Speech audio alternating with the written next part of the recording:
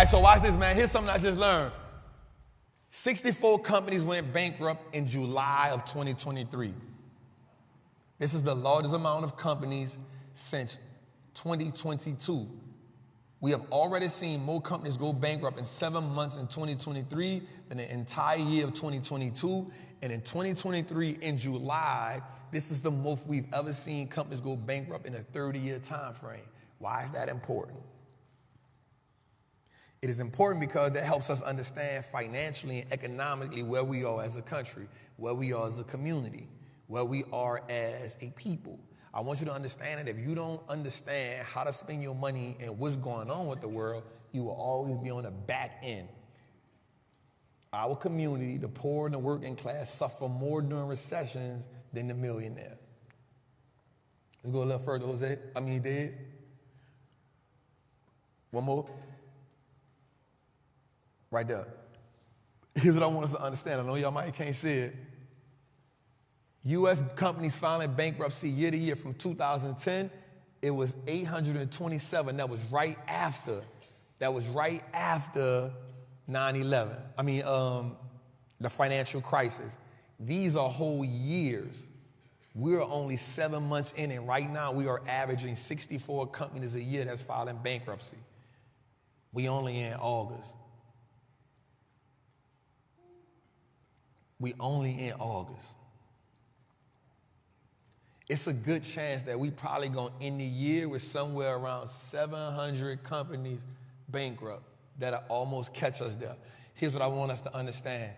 When the market and the economy is this type of position, that's when we can make the most money.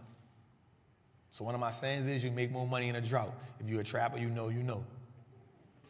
If you ain't, don't even worry about it. Just know.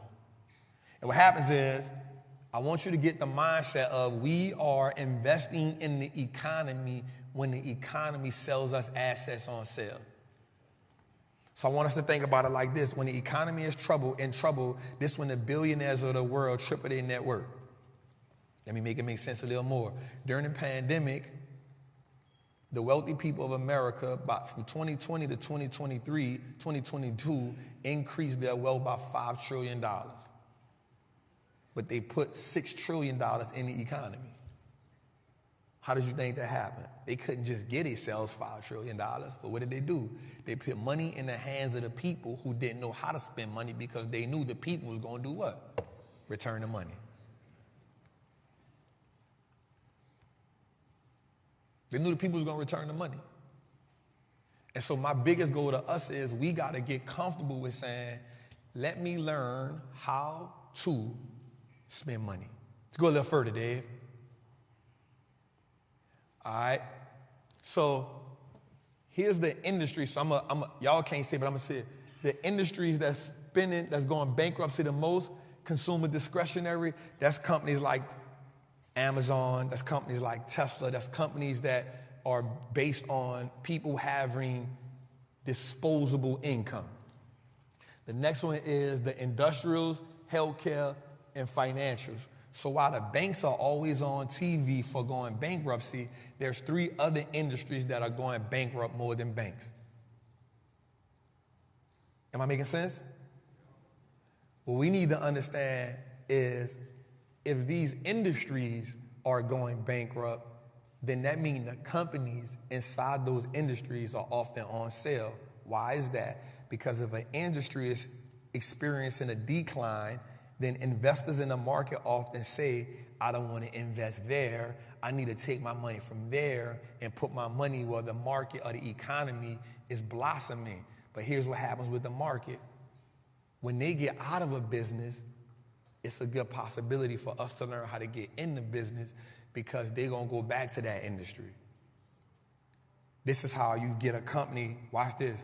Last year, technology was not winning. This year, technology is the biggest sector. What happens to people who invest in technology when it wasn't winning and it was buying it cheap? They up now 100%, 200% in a year's time. Let me ask you a question.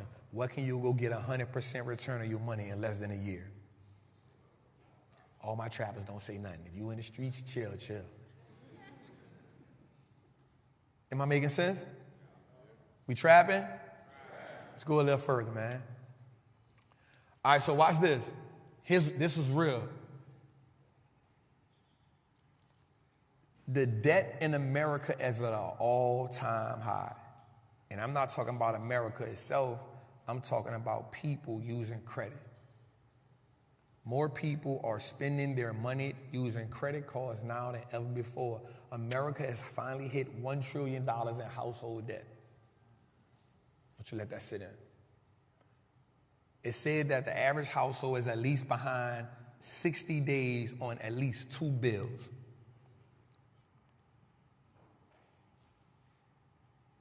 The average household is behind at least 60 days on at least 2 bills. So I want you to get off Instagram because everybody that said they popping ain't popping. The numbers in the data. Like we the only one do a live show with this much production. Like we bar none, we just different. We not in competition with nobody. To see somebody that looks like us talk about stocks, because I had never seen that before. You know, we buy during the drought, and in recession is the best time to buy. I feel a whole bunch of wealth up in here, y'all. Someone who gives me raw and uncut information. I know how to break down a company. I know how to invest. Being a more confident investor. That Wall Street does look like us, no cliche. I will no longer fertilize my fears. That financial trauma has to be broken. We gotta understand that we are more than consumers. One share at a time can change your life, change your life. What we doing? What we doing? We're printing money, baby. I think over the last couple years, just being in America has made everyone realize that there's no such thing as job security. It's time to take accountability. It's time to be responsible. It's time to make the sacrifices. It's time to put in the work because this time it done got worse because this time ain't no saving you. Wall Street looks like everything on Pittsburgh, man. Stop playing.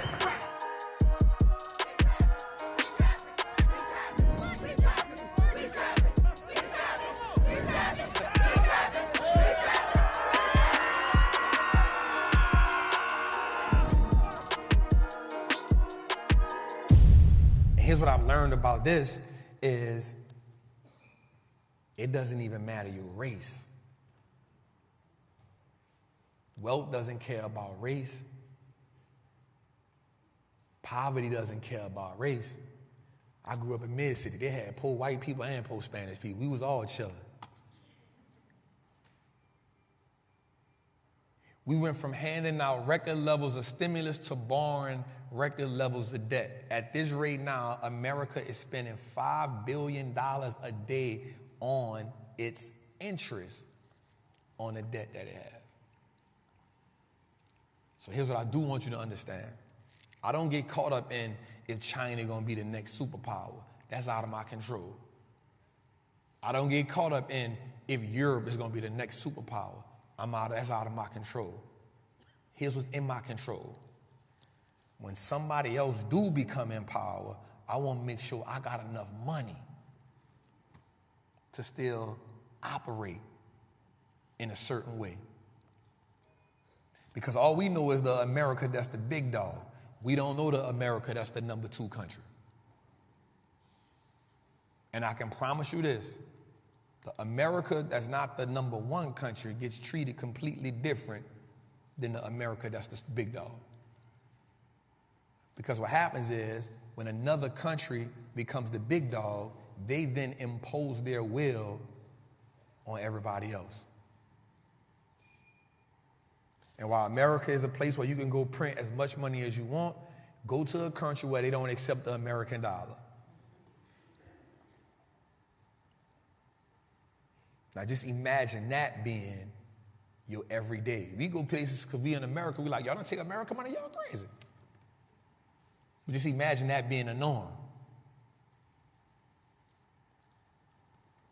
Poor, paycheck to paycheck, economically insufficient in America as it is now isn't the same as that country not being a superpower. And the number one thing that you can do for yourself is take your money out the money, because money isn't the best asset, and putting your money somewhere where you can consistently let that money make more money for you. You're going to hear me say that, because the only way to truly build wealth is to make more money from your money making money for you than you working for the money. And I say that to entrepreneurs and people that work a job, because a lot of entrepreneurs, you are slaves to your business. If you stop working in your business, your business is going to flop. I went to Africa for 30 days. The business still ran itself. If you can't step away from your business and your business still making money for you, I promise you, you just traded one employer for the next. Successful entrepreneurship is about disassociating myself with the business. I'm still there in name, I'm still there in vision, but I'm not there manually. And if you're going to work a job, if you don't learn how to be able to put yourself in position where you wake up in the morning and you say, I don't want to go to this job. When you say to yourself, when you have to stop saying, let me sit in the driveway for 10 minutes before I go ahead and talk to these people. When you got to decompress because you're sitting in your car because your boss done pissed you off. When you got to stop saying, I hate this damn job. That's when you've known you stepped in another situation. I want you to be able to put yourself in the financial independence part before you get to the financial freedom part. The financial independence part is saying money is no longer an issue because I've empowered myself enough to go make money without depending on my job. And I promise you, once you get there, you're going to look at life different. Because freedom and independence is an acquired taste. Once you understand I can print more money in a day than I can make in a year, you look at life different. Once you understand I can make my paycheck in a day, whatever that is, you go through life different. Once you understand that money is a tool, not a goal, you go through life a little different. Once you understand that money is only leverage, you look at life different. But our biggest problem, I keep telling us, is we still got money problems, so we can't get to the other problems. Stress. The number one cause of stress, lack of money. The number one cause of marriage, divorce, lack of money. I can promise you, lack of money in a marriage, now you sleeping too long is a problem.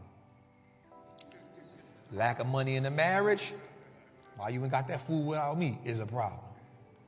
Lack of money in a marriage, why you closing that door so loud is a problem. Lack of money in a marriage, you met me like this is a problem. Why you smacking like that is a problem. Why you on my side of the bed? But what happens is, once we start economically putting ourselves in a different situation, I talk about money different, but I also open up the possibilities to my people a little different. And I talk about my daughter a lot because one of the things that changed my life was I was like, yo, I'm about to start investing for my child when she was 1. So when she got $500,000 in her account at 7, I feel like an accomplished dad.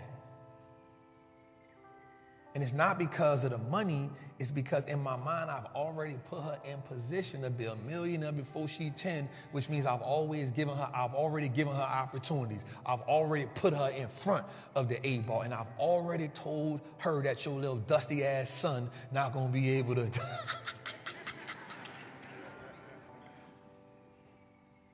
But there's opportunities in learning how to play this game, y'all. And so you're gonna always hear me pivot and talk about money differently. And people gonna say, well, you doing that because you got money. And I'm gonna be real with you. Before I had the money, I believed in the vision. The money now is a byproduct of my beliefs and my habits, but most importantly, my discipline. My beliefs. I believed in the stock market. I believed that I can make more money in this market because when I look at Warren Buffett, it don't look like he worked a hard day in his life. And I'm gonna keep it real with you. It's easier to live to 90-something years old when you ain't waking up every day worrying about money. That man drink Coca-Cola every day. And I do damn well that's some poison. That man eat McDonald's every day. And I know damn well that's some poison. But when you got money, when money ain't an issue, you do what you want when you pop it. And so that's my goal for us, y'all. My goal for us is to teach us how to play this game so we can transform our mindset, our beliefs, our behavior, but we gotta be disciplined to the process.